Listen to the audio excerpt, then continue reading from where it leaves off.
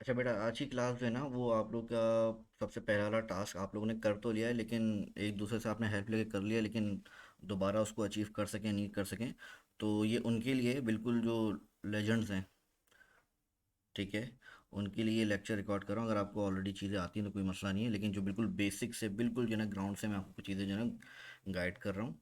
आप even A W S पे काम कर रहे हैं, लेकिन बहुत सारे स्टूडेंट ऐसे घूम फिर के आ रहे हैं जो कि मतलब उनको लिटरली आइडिया नहीं है कि ए डब्ल्यू एस क्या है या क्लाउड कंप्यूटिंग क्या है। ये उन जैसे स्टूडेंट के लिए, ठीक है। अच्छा, पहली चीज़ तो क्या, क्लाउड कंप्यूटिंग आपको हर वो चीज़ जो कि आप कंप्यूटर पे कर रहे हैं, चाहे वो नेटवर्क हो, डेटाबेस हो, आप सॉफ्टवेयर एप्लीकेशन प्लेटफॉर्म, हर वो चीज़ जो आप कंप्यूटर पे अपने कर रहे हैं अपनी लोकल प्रेमिसेस के अंदर आपके पास हार्डवेयर है, उसको उठा के अगर आप इंटरनेट के थ्रू कहीं से एक्सेस करें, इंटरनेट के भी रखे हुए जो है वो कहीं ना कहीं एट दी एंड वो एग्जिस्ट कर रहे हैं हार्डवेयर, लेकिन आप उसको इंटरनेट के थ्रू कहीं से भी एक्सेस कर सकें तो वो क्या कहलाएगा, क्लाउड बेस। कि क्लाउड के थ्रू आप क्या कर रहे हैं, कंप्यूटिंग, वही सारे काम जो आप अपने लैपटॉप पे कर रहे थे, x y z each and everything, लेकिन अब उसको उठा के अपनी लोकल मशीन या लोकल प्रेमिसेस से उठा के आपने उसको ओवर द इंटरनेट आप उसको एक्सेस कर रहे हो, जब चाहे उसको किसी भी पॉइंट से आप उसको ईजिली एक्सेस कर रहे हैं, तो वो क्या कहलाएगा, क्लाउड। क्योंकि हर जगह अवेलेबल है और क्या कर रहे हैं, कंप्यूटिंग कर रहे हैं। अब क्लाउड कंप्यूटिंग की सर्विस अवेलेबल करने के लिए तीन हमारे पास मेजर जो है वो सर्विस प्रोवाइडर हैं। एक AWS है, लार्जेस्ट वन, फिर GCP गूगल वालों का, एज्योर, ठीक है, ये तमाम तरह हम AWS देख रहे हैं, ठीक है। पहली चीज़ हो गई क्लाउड कंप्यूटिंग क्या चीज़ है, ठीक है। अब क्लाउड के ऊपर आने के बाद हमारे पास जो नेक्स्ट चीज़ सबसे पहले चीज़ हम देख रहे हैं वो क्या है, EC2, यानी elastic cloud computing. Cloud computing दो दफ़ा सी तो EC2, इलास्टिक क्लाउड कंप्यूटिंग। अच्छा, सिर्फ ये नहीं कि ओवर द इंटरनेट आप यूज़ कर रहे हैं किसी भी हार्डवेयर, किसी भी सर्वर, किसी भी डेटाबेस को, सिर्फ यहाँ तक ये लिमिटेड नहीं है। इलास्टिसिटी क्या, कि जब जहाँ जितनी ज़रूरत, अगर रिक्वायरमेंट कम है, लोड कम है सर्वर पे, तो सर्वर का साइज़ खुद ब खुद ऑटोमेटिकली क्या हो जाएगा, वो श्रिंक हो जाएगा। अगर लोड बढ़ रहा है तो ऑटोमेटिकली सर्वर का साइज़ जो है वो बढ़ जाएगा, लोड बैलेंसर और डिफरेंट चीज़ें जो है ना वहाँ पे मज़ीद अवेलेबल होती हैं, ठीक है। इलास्टिक क्लाउड कंप्यूटिंग यानी EC2। अब EC2 बेसिकली क्या है, इसको बड़े आसान अल्फाज में आपको समझाता हूँ। कि भाई फ़र्ज़ करो कि मैं आपको बोलता हूँ आपके पास ऑलरेडी एक लैपटॉप है, ठीक है, बहुत इससे आसान कोई चीज़ नहीं हो सकती, ठीक है। आपके पास एक लैपटॉप है, मैं आपको कहता हूँ कि यार एक और सिस्टम खरीदो, उसके ऊपर बिल्कुल नए सिरे से विंडोज इंस्टॉल करो, तो क्या करेंगे आप, जाएंगे एक नया सिस्टम बाय करेंगे या फिर एक नया लैपटॉप, उसके अंदर बिल्कुल अलग से जो है थोड़ी देर के लिए भूल जाएं वर्चुअलाइजेशन वगैरह कि आपके पास अवेलेबल है कि नहीं है, ठीक है। बिल्कुल नए सिरे से आपने एक हार्डवेयर बाय किया, उसके अंदर नई विंडोज़ 10 या XYZ कर दी, ठीक है, ये आपको काम लोकली आपने किया। मैं कहता हूँ नहीं, आपके पास EC2 इंस्टेंस अवेलेबल हैं, ठीक है।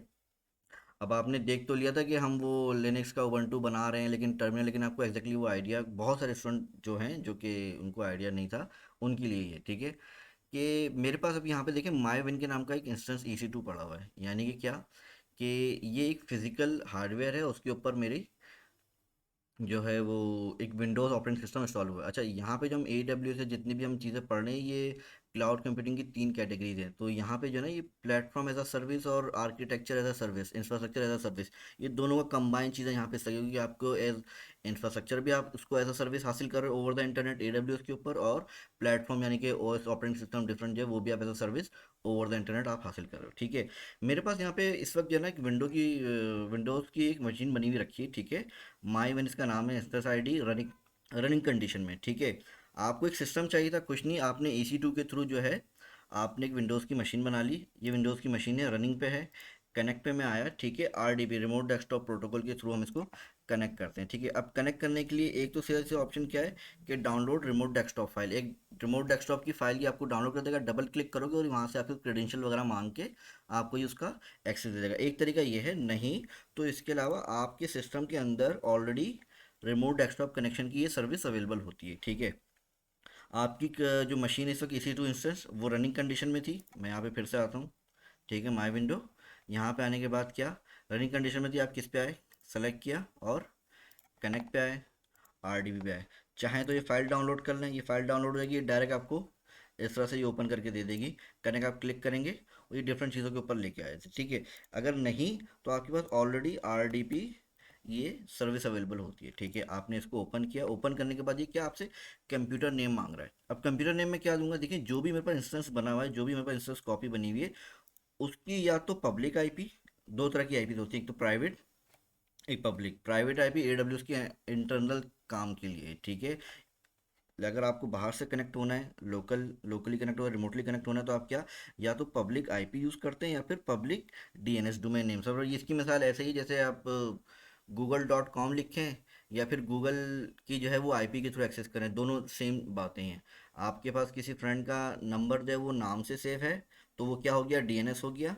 और अगर उसके नंबर की बात करें तो वो क्या हो गया, आईपी हो गई। ठीक है, तो इस मशीन को एक्सेस करने के दो तरीके हैं, या तो पब्लिक आईपी या फिर पब्लिक आईपी फॉर डीएनएस। ठीक है, मैं वापसी आता हूँ यहाँ पे, कनेक्ट पे आया और आरडीबी क्लाइंट, और ये रहा मेरे पास। ठीक है, अब यहाँ पे कंप्यूटर नेम की जगह या तो मैं जो है डीएनएस आईपी दूँ, डीएनएस नेम दूँ, या फिर पब्लिक आईपी फोर दूँ। ठीक है, अब मैं वापसी इधर आता हूँ, मैं फिर से दिखाता हूँ कि ये सिस्टम है, और सिस्टम का मैंने क्या कर लिया, डीएनएस कॉपी किया पब्लिक। ठीक है, उसके बाद यहाँ पे आने के बाद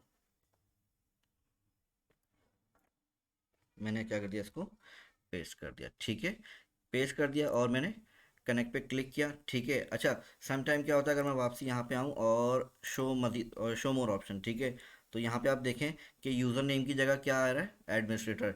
जब भी आप AWS के ऊपर विंडोज़ की मशीन बनाते हैं तो उसका डिफ़ॉल्ट यूज़र नेम क्या होगा, एडमिनिस्ट्रेटर होगा। क्योंकि मैं एक दफ़ा ऑलरेडी कनेक्ट कर चुका था तो इसने क्या कर लिया, सेव कर लिया। लेकिन आप यहाँ पे देख लें क्या आ रहा है, यूज़र नेम एडमिनिस्ट्रेटर।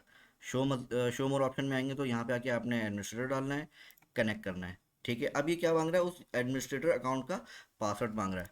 मैं वापसी यहाँ पे आया और कनेक्ट पे आया, आरडीपी। ठीक है, अब ये बोल रहा है पासवर्ड आपको कनेक्ट करना है, पासवर्ड चाहिए, तो क्या, गेट पासवर्ड पे आया। देखें ये जो इंस्टेंस बना था EC2, आपको पता है जो की पेयर मैंने रखा होता है, इसमें यहाँ पे क्या आ रहा है, माई KP1। अब पासवर्ड हासिल करने के लिए मैं क्या करूँगा, उसी की जो KP फाइल थी उसको मैं, पब्लिक की फाइल थी उसको मैं यूज़ करूँगा। ठीक है, मैंने क्या किया, अपलोड पे, और माई KP1 को मैंने अपलोड कर दिया यहाँ पे। जब मैंने अपलोड किया तो देखें उसने क्या किया दिया, इसको यहाँ पे उसने ओपन कर लिया। अब मैं क्या करूँगा, डिक्रिप्ट, इस की पेयर को यूज़ करते हुए मैं पासवर्ड डिक्रिप्ट करूँगा। इस पर क्लिक किया तो देखें मेरे पास पासवर्ड जनरेट होकर आ गया। मैंने कॉपी किया और यहाँ पे लाके पेस्ट किया, ओके किया।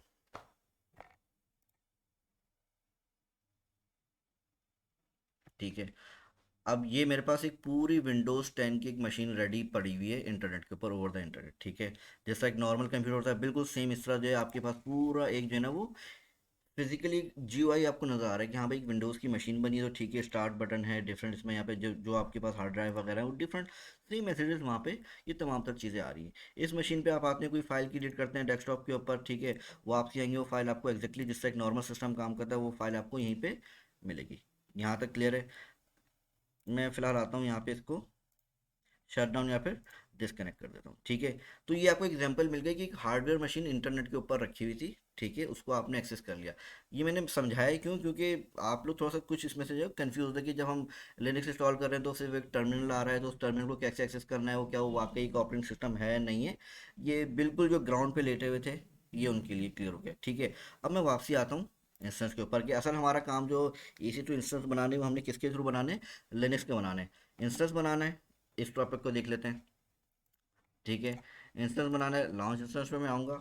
ठीक है, यहाँ पे आप अपनी मशीन का नेम देंगे, टाइप देंगे, कुछ भी दे सकते हैं। ठीक है, लेकिन हमेशा यहाँ पे बेस्ट प्रैक्टिस रखें कि उसको स्मॉल लेटर केस में यूज़ करें, और स्पेस की जगह जो है वो वहाँ पे हाइफन यूज़ करना है। ठीक है, मैंने यहाँ पे बोल दिया कि भाई डेव OPS-1। ठीक है, ये मैंने मशीन का नाम दे दिया, ये मैं चेंज कर सकता हूँ, ये मेरी मशीन का नाम हो जाएगा। ठीक है, उसके बाद उसके अंदर प्लेटफॉर्म कौन सा यूज़ करना है, ऑपरेटिंग सिस्टम कौन सा यूज़ करना है। ठीक है, मैं किसको यूज़ करूँगा, उबंटू को यूज़ कर रहा हूँ। अब उबंटू मेरे पास दो तरह के हैं, 22.04 और 20.04। सिर्फ यहाँ पे चेक कर लिएगा, हमेशा उसको जो कहेगा जिसके फ्री टियर एलिजिबल, जो आप फ्री में इस वक्त अकाउंट बनाए हुए हैं तो आपने फ्री वाली ही सर्विसेज को यूज़ करना है। ठीक है, मैंने 20.04 LTS, ये क्या है, जिस तरह एक विंडोज़ इन्वायरमेंट होता है इस तरह क्या है उबंटू का ऑपरेटिंग सिस्टम। मैंने ऑपरेटिंग सिस्टम सेलेक्ट कर लिया। अब वो ऑपरेटिंग सिस्टम किसी हार्डवेयर पे इंस्टॉल करना है। ये क्या है, T2 माइक्रो, ये एक बेसिकली हार्डवेयर है जिसके अंदर क्या है, फैमिली आ गई, उस फैमिली की डिफरेंट चीज़ें आ गई, उसमें CPU कितनी कितनी जो है उसके अंदर रैम अवेलेबल है। ठीक है,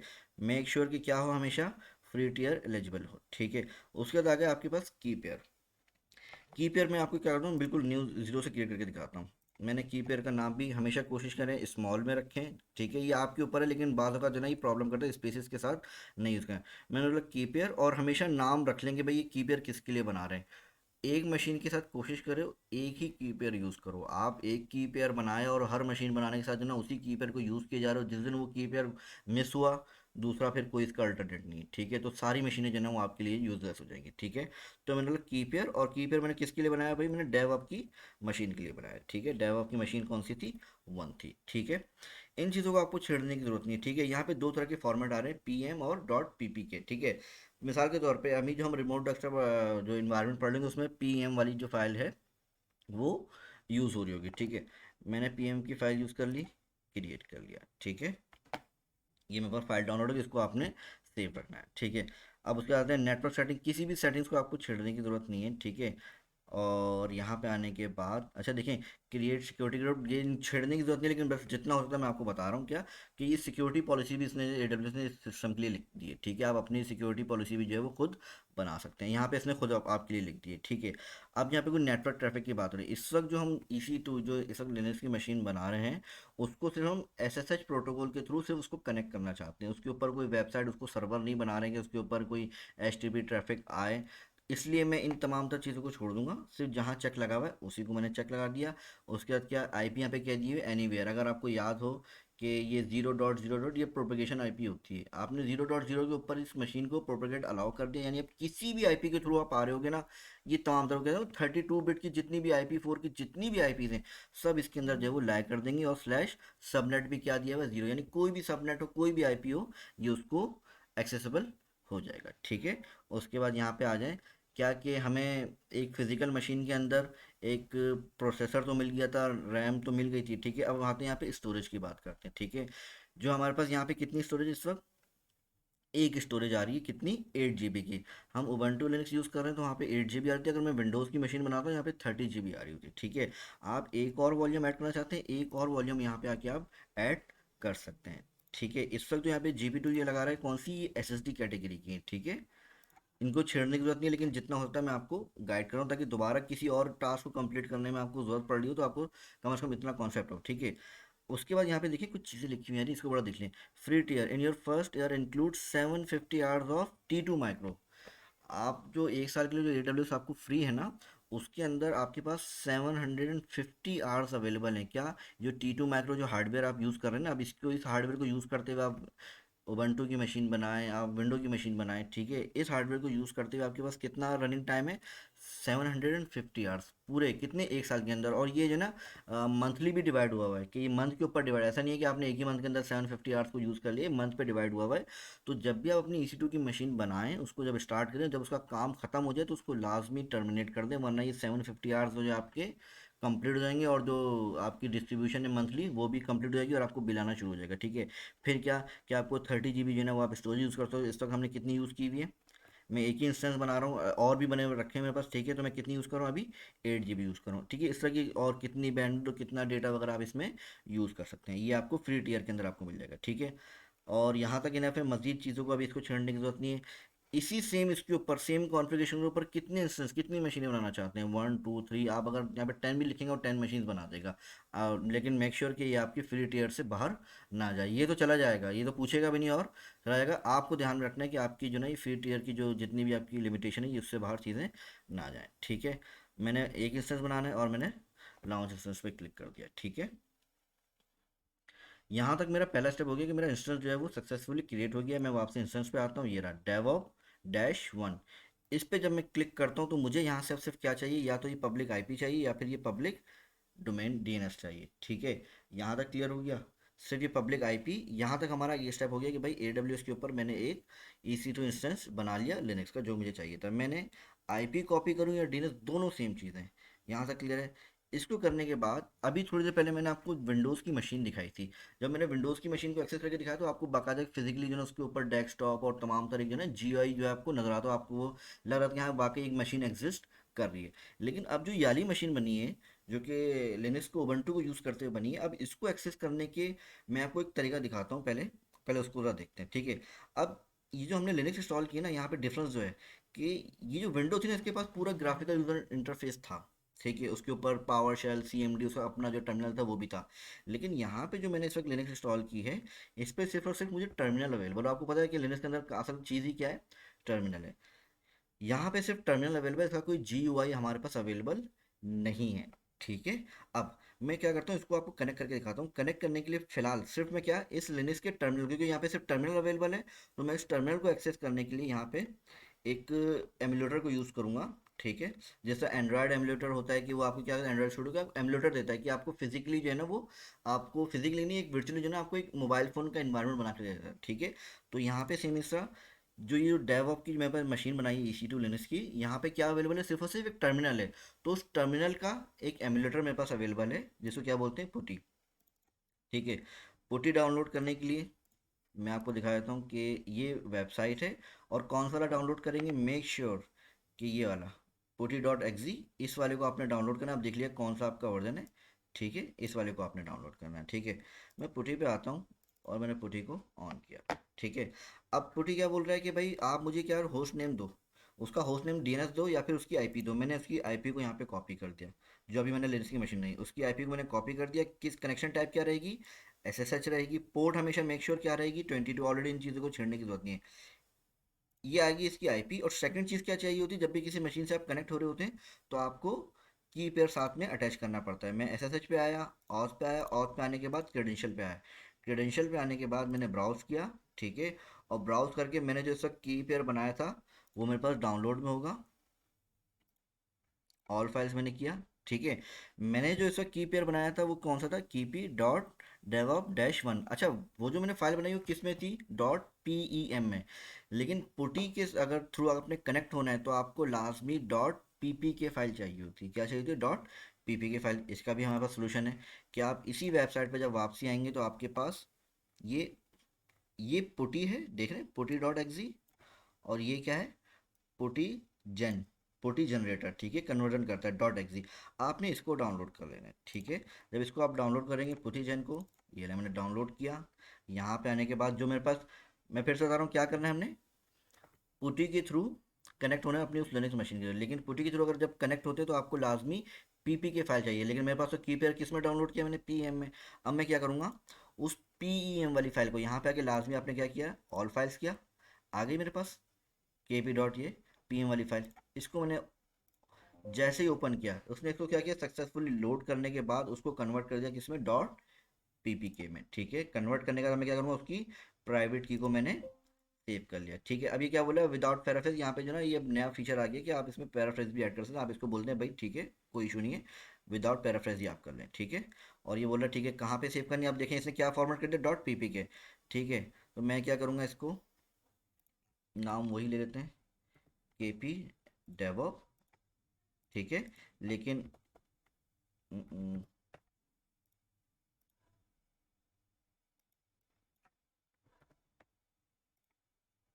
लेकिन इस बार जो फाइल है वो कौन सी हो जाएगी, ये PPK। ठीक है।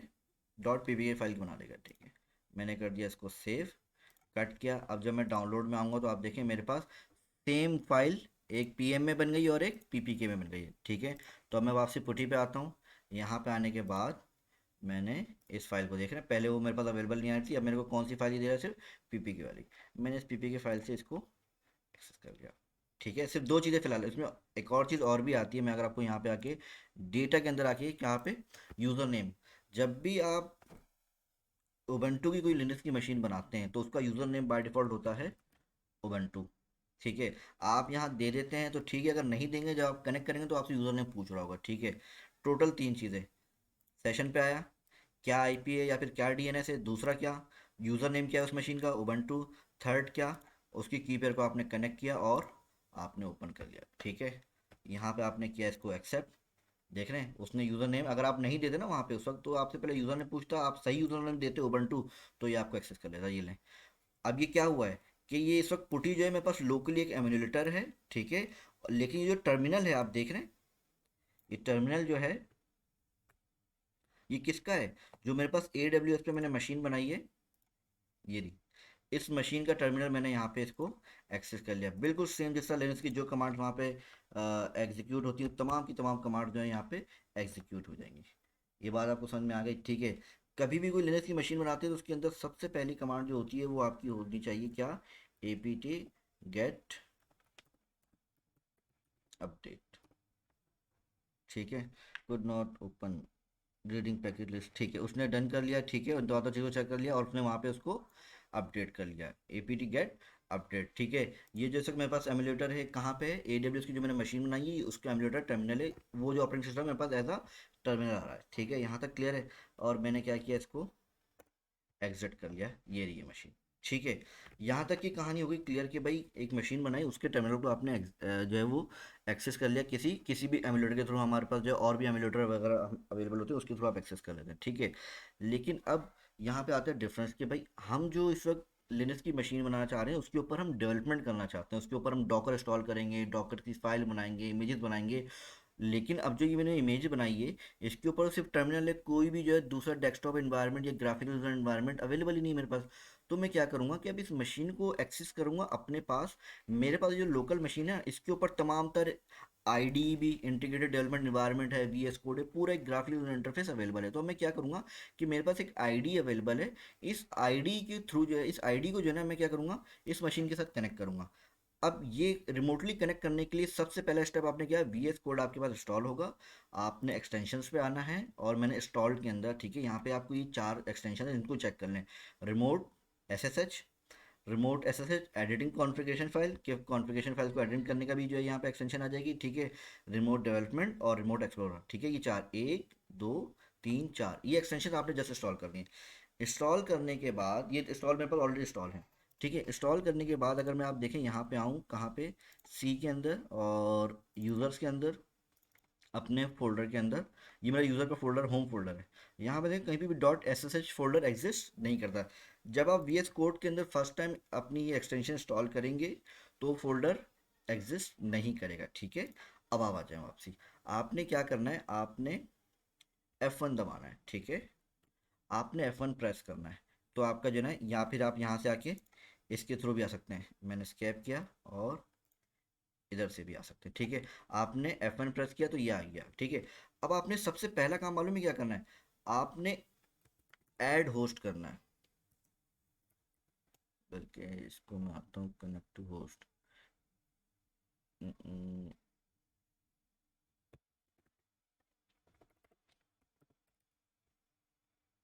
कनेक्ट टू होस्ट, हाँ ठीक है, कनेक्ट टू होस्ट पे आना है। जब आप कनेक्ट टू होस्ट पे आएंगे ना तो आपको क्या बोल रहा होगा, ये ऐड न्यू एसएसएच होस्ट, ठीक है। अभी ना आपके पास ना ही कोई कॉन्फ़िगरेशन फाइल है और ना कोई डॉट एसएसएच फोल्डर है। आपने किस पे आना है, कनेक्ट होस्ट पे आना है। जैसे आप कनेक्ट होस्ट पे आएंगे तो आपको देखें दो ऑप्शन दे रहा है, कॉन्फ़िगर एसएसएच होस्ट और ऐड न्यू एसएसएच होस्ट। आपने ऐड न्यू एसएसएच होस्ट पे क्लिक करना है। यहाँ पे क्लिक करने पे आपको देखें, यहाँ पे क्या करना है आपको, आपने उबंटू की मशीन बनाई है, जो आपने जो ऑपरेटिंग सिस्टम बनाया उबंटू ही बनाया है, तो उसका यूज़र नेम क्या होता है, उबंटू होता है। तो उसके लिए आप क्या यूज़ करेंगे, उबंटू, ठीक है। मैं फिर से एक काम करता हूँ, यहाँ पे आपको दिखाता हूँ कि अगर मैं लॉन्च इंस्टेंस पे आऊँ, यहाँ पे एक चीज़ होगा, अगर मैं अमेजोन लिनक्स की मशीन बनाऊंगा तो उसका यूज़र नेम होगा EC2। अगर मैं अमेजोन लिनक्स की मशीन बनाऊंगा तो उसका होगा EC2। अगर मैं उबंटू की मशीन बनाऊंगा तो इसका होगा उबंटू, और अगर मैं विंडोज़ की बनाऊंगा तो उसका होगा एडमिनिस्ट्रेटर। यहाँ तक क्लियर हो गया। अब आ जाए, मैंने कौन सी मशीन बनाई हुई है, उबंटू की मशीन बनाई है, ठीक है, ये रही मेरे पास उबंटू की मशीन। तो यहाँ पे आके मैं क्या लिखूंगा, सबसे पहले उबंटू @ के बाद ये जो मेरे पास इस मशीन की या तो DNS या फिर पब्लिक IP, ठीक है। यहाँ पे मैं आया और मैंने यहाँ पे पेस्ट की, और पेस्ट करने के बाद मैं सिर्फ क्या करूँगा, इंटर करूँगा। जैसे ही मैंने इंटर किया तो आप यहाँ पे देखिएगा, इसको मैं कर लेता हूँ रिफ्रेश। जैसे मैंने रिफ्रेश किया तो आप देखें, नहीं, आई थिंक अभी नहीं, इधर आ जाते हैं वापसी। जैसे मैंने क्लिक किया तो देख रहे हैं इसने यहाँ पे बना दिया होगा, नज़र क्यों नहीं आ रहा। वापसी हम आते हैं और MOS MOS चलें, ठीक है, वापसी आते हैं। ये हालांकि पाथ वो ही दे रहा है, ठीक है। SSH फोल्डर, उसके अंदर क्या, कॉन्फ़िग फाइल। आपने ऐड होस्ट करने के बाद इस कॉन्फ़िग फाइल पे जब आप आएंगे और इस कॉन्फ़िग फाइल को ओपन करेंगे, ये देखें, हाँ, जैसे मैंने इस कॉन्फ़िग फाइल को एक्सेस किया तो देख रहे हैं यहाँ पे SSH फोल्डर बन गया। आपको ये चीज़ें याद रखने की जरूरत नहीं है, सिर्फ आपने ऐड टू होस्ट करना है उबंटू जो उसकी सिस्टम की IP थी, आपने जैसे ही उसको एंटर किया तो क्या, उसने कॉन्फ़िग फाइल आपको दे दी। आपने उस कॉन्फ़िग फाइल को ओपन किया तो उसने आपके लिए कुछ पैरामीटर लिख दिए। यहाँ पे होस्ट की जगह आप कुछ भी लिख दो बेटा, कोई फर्क नहीं पड़ेगा, ठीक है। इस होस्ट की जगह आप कुछ भी लिख दो, कोई फर्क नहीं पड़ेगा, लेकिन होस्ट नेम की जगह या तो क्या आएगी, उसकी पब्लिक आईपी आएगी, या फिर क्या आएगा, डीएनएस नेम आएगा, ठीक है। उसके बाद यूज़र नेम हमेशा क्या रहेगा, उबंटू रहेगा। मेक श्योर जो मशीन बनाई है उसका यूज़र नेम क्या होता है, उबंटू होता है। उसके बाद यहाँ पे आके बाद आपने क्या करना है, कुछ एक और पैरामीटर ओपन करना है, आइडेंटिफाइज फाइल, इसको सेलेक्ट किया। अब जी ये फाइल आपको कहाँ से मिलेगी, जो थोड़ी देर हमने पीएम की फाइल बनाई थी, के P dash DevOp dash one की, वो कहाँ मिलेगी आपको, डाउनलोड में। मैं फिलहाल आपको डाउनलोड से कनेक्ट करके दिखा रहा हूँ, ठीक है। ये पढ़िए पीएम फाइल। मेक श्योर कि जब भी हम वी एस कोड के अंदर रिमोट इन्वायरमेंट बना रहे होंगे तो वहाँ पे हमें पी ई एम की फाइल चाहिए होती है, और जब पुटी पे काम कर रहे होते हैं वहाँ पे पी पी के की फाइल चाहिए होती है। तो यहाँ से मैंने इस पी पी के फाइल को, ये मेरे पास पड़ी हुई है, ठीक है। इसका एड्रेस क्या बनेगा मेरे पास, इसका एड्रेस जो है ना मेरे पास, अगर मैं आपको यहाँ से आके दिखाऊँ, कहाँ गया, ये रहा, इसका एड्रेस ये बन रहा, ये ले, मैंने क्लिक किया, एड्रेस आ गया। नहीं तो एक और तरीका होता है क्या, कि मैं वापसी आया और कहाँ के मेरे पास डाउनलोड्स पे थी ना, ये रही फाइल। इस फाइल की मेरे पास कॉपी एज पाथ, ठीक है, कॉपी एज पाथ किया, और यहाँ पे आके अगर मैं पेस्ट करूँगा, ये देखें आ गया, सी यूज़र एम एस, ये मेरा फोल्डर है, मेरा यूज़र नेम है, उसके अंदर डाउनलोड्स का फोल्डर है, उसके अंदर ये फाइल पड़ी हुई, ठीक है। ये पेस्ट मैंने कर दिया और जस्ट कंट्रोल सेव किया, मेरे पास कॉन्फ़िगरेशन फाइल बन गई। और कॉन्फ़िगरेशन फाइल के साथ साथ आप, अगर मैं यहाँ पे आऊँ, देख रहे हैं dot S S H folder के अंदर ये कॉन्फ़िग फाइल पड़ी हुई है, जिसको मैंने अभी यहाँ पे ओपन किया हुआ है। आप चाहे तो अपने की पेयर को ला के यहाँ पे कॉपी कर दें, या फिर जहाँ पे आपकी ऑलरेडी डाउनलोड करना पड़ी है वहीं से रखें, ठीक है। एक परमिशन का मामला आता है, वो भी मैं आगे चल के आपको बताता हूँ, ठीक है। ये आपने कर लिया, इसको आपने कर लिया सेव, ठीक है। और उसके बाद फिर से आपने F1 प्रेस किया। अब जब आपने F1 प्रेस करना है तो आप क्या बोलेंगे, कनेक्ट टू होस्ट, जो कि पहले भी आप आए थे, ठीक है। कनेक्ट टू होस्ट किया, लेकिन पहले आप उधर क्या किया था, आपने सबसे फर्स्ट टाइम क्या किया था, ऐड टू होस्ट के अंदर Ubuntu at the rate public IP रखी थी, उसने आपके लिए कॉन्फ़िग फाइल बना दी, उसके अंदर ये पैरामीटर भी लिख दिए थे, ठीक है। अब आपने क्या बोला, ये ले, ये आपके पास आ गया कुछ भी। अब आपने देखना यहाँ पे मैंने होस्ट नेम के अंदर जो है वो स्पेस दिए थे, तो इसको बिल्कुल अलग अलग ले रहा है, कुछ और भी को, तो इसलिए स्पेसेस नहीं दिया करना। मैं वापसी आता हूँ और इसको मैंने डैश कर दिया, और मैंने सेव किया। सेव करने के बाद और मैं फिर से इसको ओपन करता हूँ, कनेक्ट टू होस्ट, देख रहे हैं आ रही है फाइल, कुछ भी। इसको मैंने किया। अब जब ये कनेक्ट हो रहा होगा तो आपसे पूछेगा भाई कौन सी मशीन से आप कनेक्ट हो रहे हैं, मैंने बोला भाई लिनक्स की मशीन है वो, क्या, कंटिन्यू, यहाँ पे आप चेक कीजिएगा,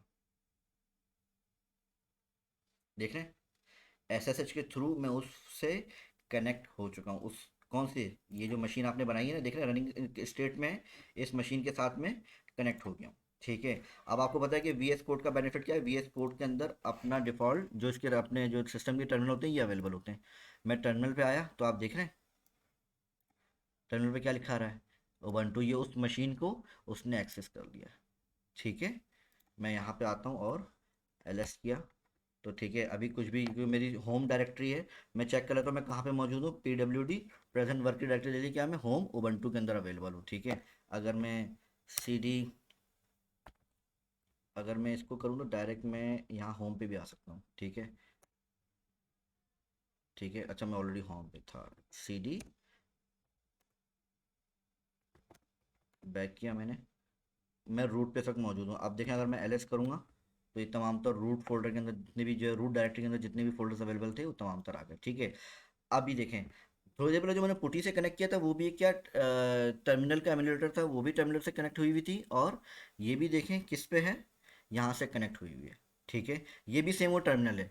तो अब डिफरेंस क्या है कि सर पुटी के थ्रू भी तो आपको पास टर्मिनल आ रहा था, अब वी एस कोड के अंदर टर्मिनल तो आ रहा है बेटा, लेकिन साथ साथ आप जरा यहाँ पे नोट कीजिएगा कि मैं यहाँ पे आया ओपन प्रोजेक्ट, जिस तरह आप नॉर्मल वी एस कोड के अंदर जब ओपन प्रोजेक्ट करते हैं तो आपके विंडोज़ के अंदर जहाँ से भी आप किसी प्रोजेक्ट को ओपन करना चाहते हैं वो प्रोजेक्ट ओपन हो जाता है। लेकिन जब मैं यहाँ पे अब कनेक्ट करूँगा तो देखें क्या आ रहा है, ओपन फोल्डर, तो ये मेरे लोकल मशीन की डायरेक्टरीज को लेके नहीं आएगा, किसको लेके आ रहा है, ये slash home slash owen to.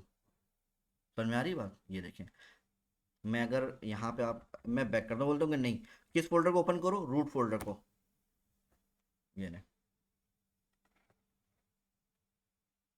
मैंने बोला बिल्कुल ट्रस्टेड है ये, ठीक है। ये देख रहे हैं ये उसने उस अब यहाँ पे डिफरेंस क्या हुआ कि वो जो लिनक्स के अंदर जितने भी फोल्डर है ना, वो तमाम तर को यहाँ पे उसका ग्राफिकल इंटरफेस के अंदर मेरे आईडी के पास तमाम तर फोल्डर एक्सेस हो गए, जिसकी वजह से मेरे पास डेवलपमेंट करना बहुत ज़्यादा आसान हो जाएगा।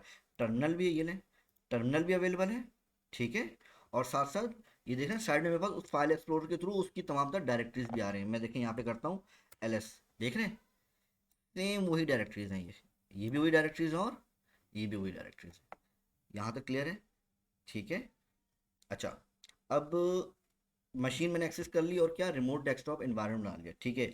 अब मेरे पास EC2 की मशीन तो आ गई वहाँ पे इंटरनेट के ऊपर, ठीक है। अब मेरे पास अगला स्टेप क्या है कि मैंने EC2 की मशीन बना क्यों रहा था? भाई मैं बना इसलिए रहा था कि मुझे डॉकर यूज़ करना है, मुझे डॉकर इंस्टॉल करना है और डॉकर की जो है ना वो डिफरेंट जो है वो ऑपरेशन परफॉर्म करना है। अच्छा, इससे पहले मैं वापसी यहाँ पे अगर आके आपको एक चीज़ दिखाना चाहता हूँ कि मैं आया यहाँ पे F1 किया और कनेक्ट टू होस्ट, मैं इस कॉन्फ़िगरेशन फाइल में आ गया, ये कॉन्फ़िगरेशन फाइल में आया। यहाँ पे आप एक चीज़ नोट कीजिएगा बेटा, मैंने इसको किया कॉपी, मेक श्योर इंडेंट का ज़रा ख्याल रखिएगा। ये मैं इधर आया, बेटा रोज़ा खुल गया है और आप लोग जो है ना ये लें, ये देख रहे हैं, मैंने कॉपी किया। मैं अगर यहाँ से ये कोटेशन हटा दूँ कोई फ़र्क नहीं पड़ेगा, कुछ भी टू, लेकिन सिस्टम की आईपी क्या रहेगी? सेम रहेगी। आईपी रखें या फिर ये लें, मैं इस दफ़ा क्या करता हूँ DNS रख देता हूँ। मैं यहाँ पे आया, आई पब्लिक आईपी की जगह मैंने DNS रख दिया, ये लें, ये चेंज नहीं होगा, ये भी वही रहेगा जो कि मशीन की आईपी या फिर उससे जो DNS अवेलेबल है वो रहेगा। यहाँ पे आप कोटेशन के साथ लिखें या फिर ऐसे लिखें कोई फ़र्क नहीं पड़ेगा। ये लें, कुछ भी टू के नाम से मैंने कंट्रोल S किया, F1 किया, कनेक्ट टू होस्ट किया, कुछ भी टू आ रहा है कनेक्ट किया, लिनक्स कंटिन्यू, ये लें कनेक्ट हो गया फिर से।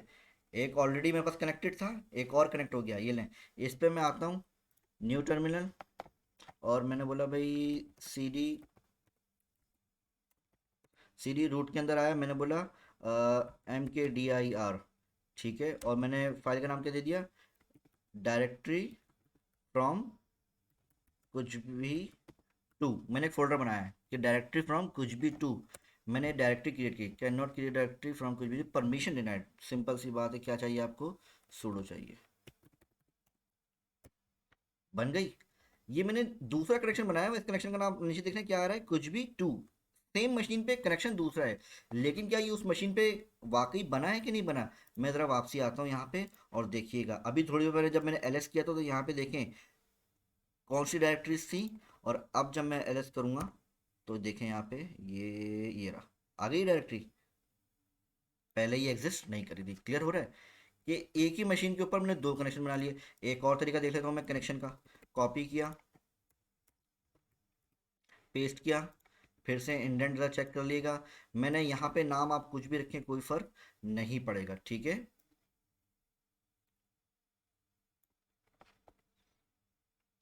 अब आईपी रखो या DNS रखो बेटा कोई फ़र्क नहीं पड़ता। इस दफ़ा देखिए मैं क्या करता हूँ, मैं क्या करूँगा कि मैं इसके ऊपर VSL वाला जो है ना, WSL वाला जो है वो मैं एड्रेस पे लगूँगा।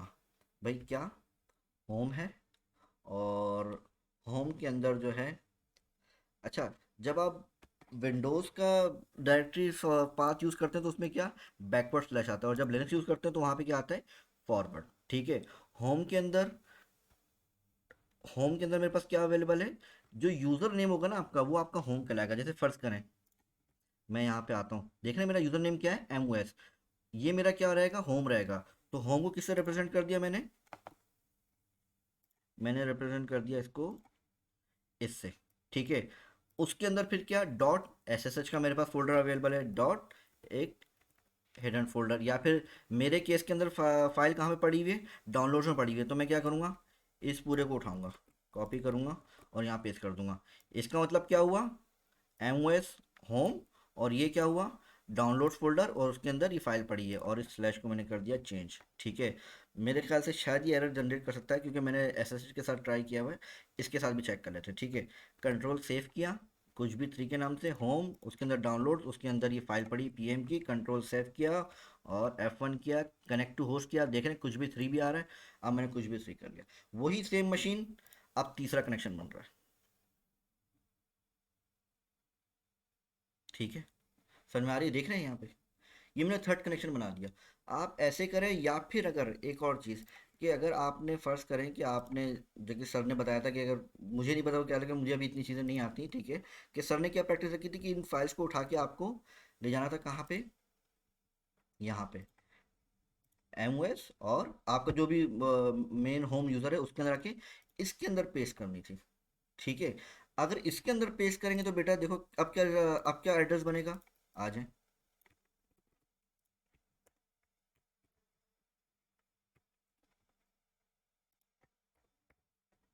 ठीक है, अब क्या एड्रेस बनेगा, कुछ भी मैंने बोल दिया भाई, ये क्या है, 4 है। ठीक है, लेकिन अब एड्रेस क्या बन जाएगा, कि अब डाउनलोड्स के फोल्डर में नहीं है, अब कहाँ पे, डॉट एस एस एच, देख रहे हैं, होम यानी मेरा यूज़र एम ओ एस, उसके अंदर कौन सा डॉट एस एच फोल्डर, और उसके अंदर अब ये फाइल पड़ी हुई है। ठीक है, यहाँ पे आप देखें कि ये देख रहे हैं, मेरा यूज़र के अंदर ये मेरा यूज़र जो है, जो मेरा नाम है, ये मेरा होम कहलाएगा। ठीक है, अब उस होम के अंदर देखें डॉट एस एस एच भी रखा हुआ है और डाउनलोड्स भी रखा हुआ है। इसीलिए यहाँ पे देख रहे हैं क्या एड्रेस बन रहा है, कि अगर मैं इस तरह से करूँगा तो डाउनलोड के अंदर वही होम मेरा फोल्डर, ठीक है, और उसके अंदर डाउनलोड, या फिर होम फोल्डर उसके अंदर डॉट एस, दोनों जगह ये केपी फाइल रखी है। अब मैंने क्या, सेम मशीन, सेम कनेक्शन, ठीक है, अब चौथे कनेक्शन के साथ मैं इस पे जाता हूँ, उस मशीन पे, F1 कनेक्ट टू होस्ट, कुछ भी फोर, नाम मैं फिर से बता रहा हूँ बेटा, उस नाम से कोई फर्क नहीं पड़ता, आप कुछ भी रख सकते हो उसका नाम, लेकिन मीनिंगफुल। अच्छा, यहाँ पे अब उसने एरर कर दिया, अब क्या मसला आ सकता है, ठीक है, रीलोड विंडो, ठीक है,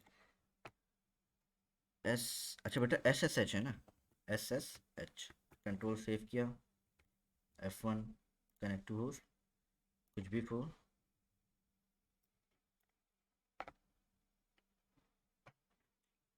लिनक्स, देख रहे हैं बेटा, अब ज़रा यहाँ पे गौर कीजिएगा, ये कौन सा था, कुछ भी था, मैंने इसको रखा ऐसे, ठीक है, उसके बाद मेरे पास आई थिंक ये कुछ भी टू होगा, देख रहे हैं, ये कुछ भी फोर आ गया, ये टू आ गया, और एक और हमने बनाया होगा शायद, हम लोग बना सके नहीं बना, ठीक है, खैर ये वाला भी हमने जब उसका गलतियाँ दी, ठीक है, देख रहे हैं, सेम मशीन है, उस सेम मशीन पे डिफरेंट आपके कनेक्शन बने हुए हैं। अगर आप एलएस करेंगे, देखिए मैं इस मशीन पे आके भी क्या, मैं अगर रूट डायरेक्टरी के अंदर मैंने एक फोल्डर बनाया था,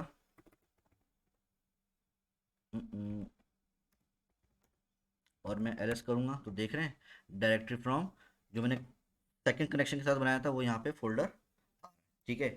यहाँ तक हमने क्या अचीव किया कि भाई जो हमने EC2 की फाइल, जो एक EC2 बनाया था लिनक्स मशीन का, उसको हमने अपने VS कोड के थ्रू कनेक्ट कर लिया, जिसकी वजह से क्या हो रहा है कि अब हमारे पास कि उसका टर्मिनल भी आ रहा है, ठीक है, और साथ साथ उसकी तमाम तर सिस्टम की तमाम फाइल्स भी आ रही हैं। हमने करना क्या है, हमने करना था डॉकर इंस्टॉल। हम कह रहे हैं डॉकर यूज़ करने के लिए हम अपने लैब के सिस्टम को यूज़ नहीं करना चाहते, हम अपने जो लैब के सिस्टम को, अपने लैपटॉप को यूज़ नहीं करना चाहते, बिला जगह लोड हम उस पर क्यों डालें। डॉकर जो है वो बाय डिफ़ॉल्ट जो ऑपरेटिंग सिस्टम यूज़ करता है वो लिनक्स पे बना हुआ है, तो डॉकर जब लिनक्स के ऊपर चलता है तो उसकी परफॉर्मेंस बहुत ही फास्ट भी होती है और बहुत ज़्यादा सपोर्टेड रहता है लिनक्स के ऊपर। ठीक है, मुझे डॉकर इंस्टॉल करना था, डॉकर रन करना था, मैंने एक EC2 लिनक्स की मशीन बनाई उबंटू की, और उसके ऊपर आके अब मुझे असल में क्या करना है, डॉकर इंस्टॉल करना है। अब मैं आता हूँ अपने असल पॉइंट पे, कि मुझे डॉकर इंस्टॉल करना है। आप डॉकर की इस वेबसाइट पे आएंगे, और वैसे अगर थोड़ा सा पढ़ें तो इसमें कोई इतनी रॉकेट साइंस नहीं है, ठीक है बेटा, पढ़ लें खुद भी, लेकिन फिर भी क्या, यहाँ पे इंस्टॉलेशन मेथड से, और आंख बंद करके जो है ना वो इनको अप्लाई करना शुरू कर, इनको बस जस्ट क्या करें, कॉपी करें। लिनक्स की सबसे पहली कमांड क्या होती है, sudo apt get अपडेट। आपने ये किया कॉपी, मैं इसको यहाँ पर कर लेता हूँ, और साथ में मेरे पास कहाँ के टर्मिनल, ये आ रहा, ठीक है। अच्छा, मैंने यहाँ पे इसको अपडेट कर दिया। ये जो इस वक्त जो अपडेट हो रहा है ना, ये जो सर ने भी आपको बताया था कि ये क्या AWS का अपना जो है ना वो क्या यूज़ कर रहा है, इंटरनेट यूज़ कर रहा है, ये मेरा इंटरनेट यूज़ नहीं कर रहा है, AWS का अपना इंटरनेट है, और जिसकी वजह से ये फिर भी कदरे स्पीड से हो भी जाएगा, और देखें हो भी गया, ठीक है। उसके बाद ये अगली उस पर आ गया क्या, कि भाई अपडेट करने के बाद क्या करो, कुछ आपको जो है कल जो कि डाउनलोड करने के लिए यूज़ होता है, डिफरेंट पैकेजेस चाहिए, ये डिफरेंट पैकेजेस भी आ गए। यहाँ पे देख रहे हैं, ये मैं इसको कर रहा था, ये ले, ये डिफरेंट पैकेजेस भी आ गए। मैंने बोला भाई ठीक है, इन पैकेजेस को भी इंस्टॉल कर लो, ये लो, ये पैकेज इंस्टॉल हो गए। यहाँ तक की कमांड हो गई, बस आंख बंद कीजिए, कॉपी कीजिए, और यहाँ पे लाके इनको पेस्ट कर दें, ये लें, ये भी हो गई। आ जाते हैं, अब इसको कॉपी किया मैंने,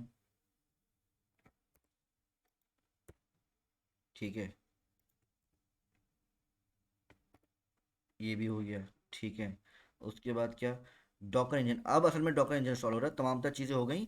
अपडेट करने के बाद हमने कुछ उसकी रिपोजिटरी, उसकी डायरेक्टरी सेट की थी। एक दफ़ा फिर से हम क्या apt गेट अपडेट कर लें ताकि हमारी जो डायरेक्टरी लिस्टिंग है वो रिफ्रेश हो जाए। ठीक है, ये हो गया। उसके बाद डॉकर इंस्टॉल करने के लिए अब असल में ये कमांड्स हैं। ठीक है, इस तरह से परेशान हो जाएगा वो, क्या बोला, do you want to continue, Y, hit enter. आप चाहें तो उस कमांड के एंड में जो है ना एक पैरामीटर भी ऐड करते हैं -y के साथ, तो वो बाय डिफॉल्ट जो है ना उसको एज अ यस लेके इंस्टॉल कर लेता है। ठीक है,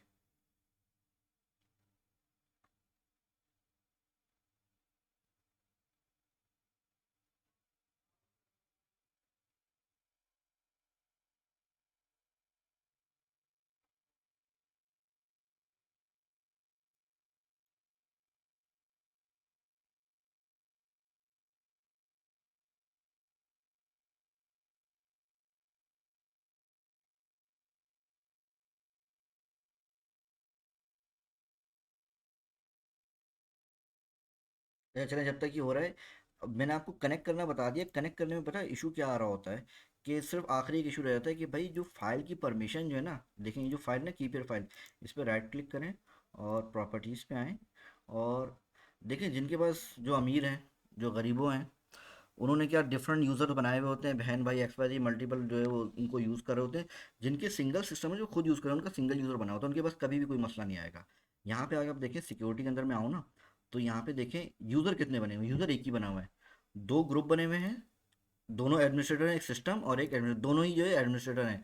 और सिस्टम ग्रुप के अंदर एक यूज़र बना हुआ वो है संसारी, जिसके पास क्या, एडमिन राइट है। अब इस फाइल के ऊपर देख रहे हैं, जो भी आपकी फाइल होती है की पेयर की, उसके ऊपर आपने मेक श्योर करना होता है कि जो आप करंट यूज़र है ना, सिर्फ उसको ही एक्सेस रहें, उसके अलावा तमाम यूज़र को वो एक्सेस नहीं होने चाहिए। और डिपेंड करा होता है डिफरेंट ऑपरेटिंग सिस्टम के अंदर, जैसा कि अगर हम मैक की बात करें या लिनक्स के अंदर भी शायद ये होता है क्या, कि जो करंट यूज़र है ना उसको भी सिर्फ और सिर्फ रीड करने का एक्सेस हो, राइट करने का एक्सेस ना हो। तो ये अपने पास, क्योंकि आप लोग मैक्सिमम विंडोज़ यूज़ कर रहे हैं, तो मेक श्योर कर लेंगे अगर आपका सिंगल यूज़र है तो आपके पास कभी भी कोई मसला कनेक्ट होते हुए नहीं आएगा। और आ रहा हो तो आपके पास जो जितने भी बाकी दूसरे यूज़र होंगे ना, उनके ऊपर क्लिक करके आप एडिट करके उनकी यहाँ से परमिशंस को डिनाई करेंगे। ठीक है, ये हो गया। अब हम यहाँ पे चेक कर लेते हैं कहाँ तक पहुँचा।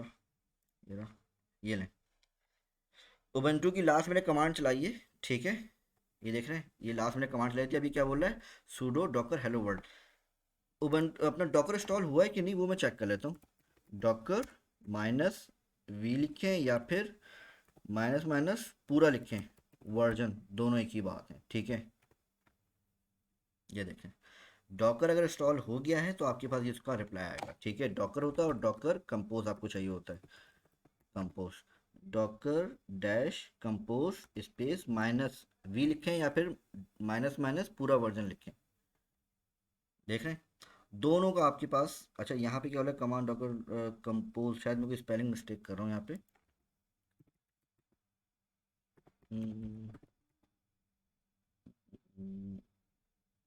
कंपोज -v,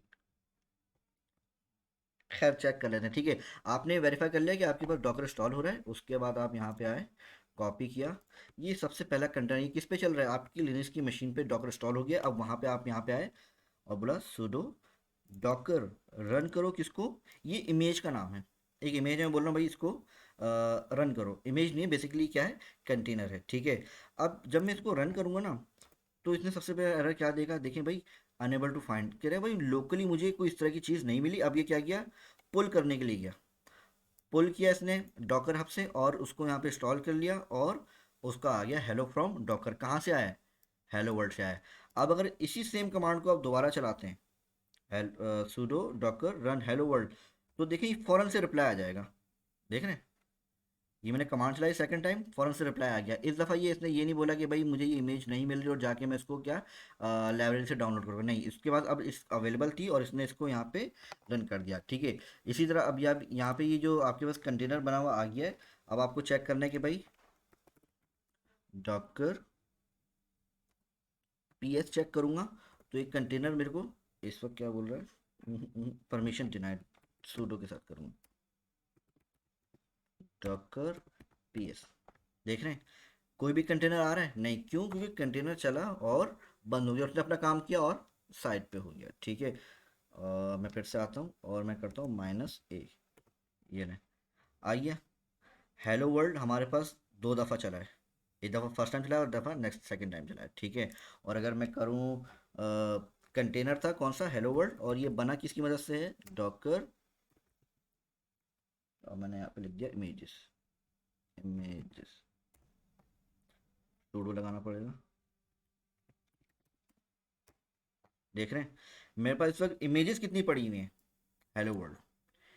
इमेज क्या है, जिस तरह कोई आपके पास विंडोज़ ऑपरेटिंग सिस्टम की एक इमेज बनी होती है, आईएसओ इमेज, एक आईएसओ इमेज हो, एक विंडोज़ ऑपरेटिंग सिस्टम की इमेज हो, उससे मैं आपको बोलूँ आप कितनी उससे कितनी विंडोज़ कर सकते हैं, कितने सिस्टम में कर सकते हैं, अनलिमिटेड सिस्टम में कर सकते हैं। तो ऐसा ही है कि एक इमेज से आप हज़ारों कंटेनर बना सकते हैं।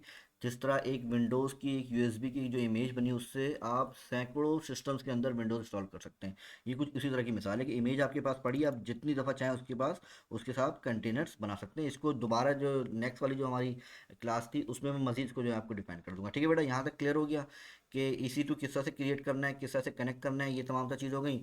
आखिरी बात जो इसमें सिर्फ रह गई बेटा, ठीक है, आपने सारा काम किया और यहाँ पे देखें, आमतौर पे आप एग्जिट लिखते थे ना, एग्जिट टर्मिनल के अंदर, तो सिस्टम जो है ना वो बंद हो जाता। अच्छा, यहाँ पे भी हो गया, बेहतरीन हो गया। सिस्टम तो एग्जिस्ट हुआ है लेकिन कनेक्शन क्या क्लोज हुआ है। कनेक्शन क्लोज करने के लिए आप यहाँ पे आएंगे फाइल में और क्लोज रिमोट में। देख रहे हैं यहाँ पे इस वक्त कनेक्टेड हूँ मैं क्या करूँगा, क्लोज रिमोट कनेक्शन।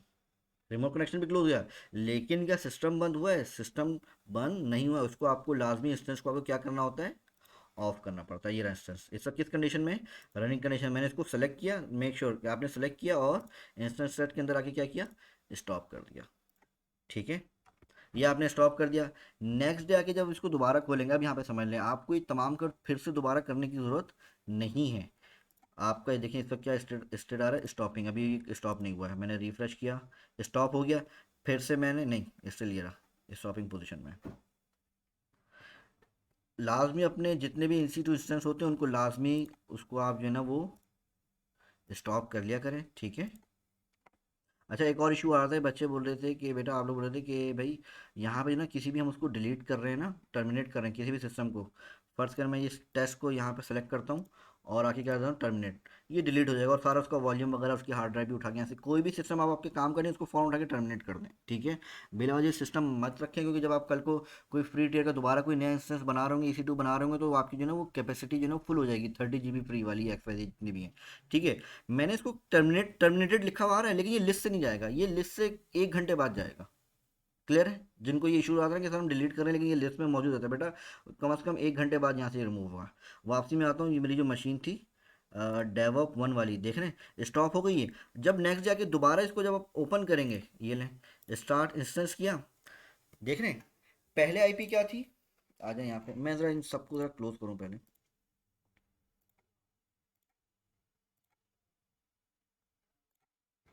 ठीक है, मैंने बोल दिया भाई, डिसमिस किया और मैं यहाँ पे आया, मैंने टर्मिनल भी बंद किया। ठीक है, ये ना रीलोड पे आया। अब मैं किस पे आया, F1 मैंने प्रेस किया और मैंने बोला भाई, कहाँ गया कनेक्शन,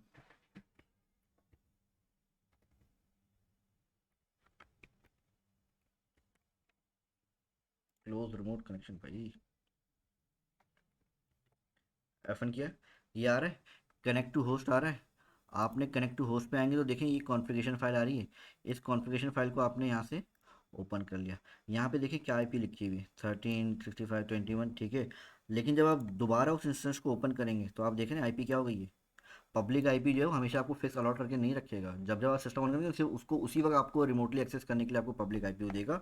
और यहाँ पे DNS भी जो है वो चेंज हो चुका होगा। ठीक है, यहाँ पे देखें, यहाँ पे क्या आ रहा है, EC2 13 to 32, और यहाँ पे क्या आ रहा था, देख रहे हैं कुछ और ही आ रहा था। क्लियर है?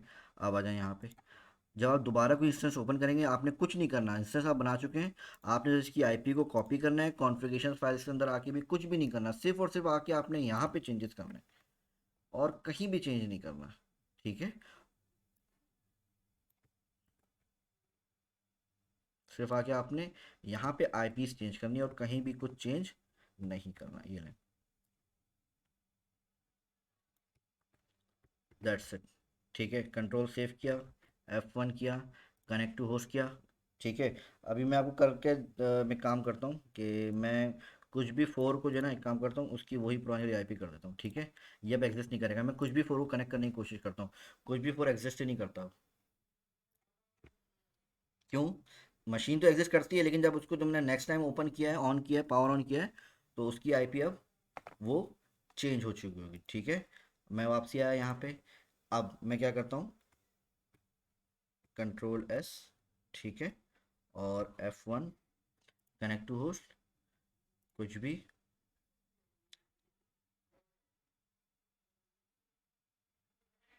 देख रहे हैं, ये फिर से कनेक्ट हो गया।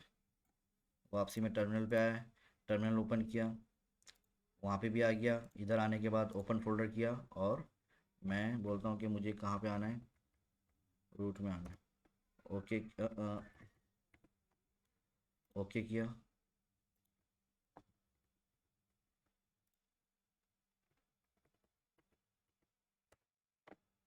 क्या हो गया?